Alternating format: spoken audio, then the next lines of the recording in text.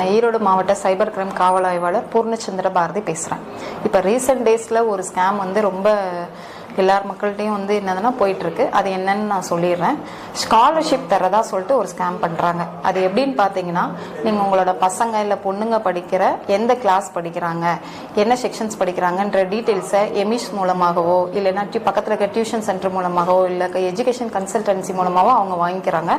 வாங்கிட்டு பேரண்ட் ஆகிய உங்களுக்கு கால் பண்ணுறாங்க. கால் பண்ணி நாங்கள் இந்த மாதிரி கவர்மெண்ட்லேருந்து பேசுகிறோம், உங்கள் பையன் இந்த கிளாஸ் தானே படிக்கிறான், இந்த ஸ்கூலில் தானே படிக்கிறான், இங்கே தான் அடுத்து இந்த கிளாஸ் தானே போக போகிறான், பேர் இது தானே, அப்பா பேர் இது தானே, அம்மா பேர் இது தானே அப்படின்னு சொல்லும்போது ஆமாம் அப்படின்னு சொல்லிட்டு உங்களுக்கு நம்ப ஆரம்பிச்சிடுறீங்க. என்ன சொல்கிறாங்கன்னா, கவர்மெண்ட்லேருந்து ஒரு 35,000 என்னதுன்னா உங்களுக்கு பையனுக்கு ஸ்காலர்ஷிப் கொடுக்குறோம்.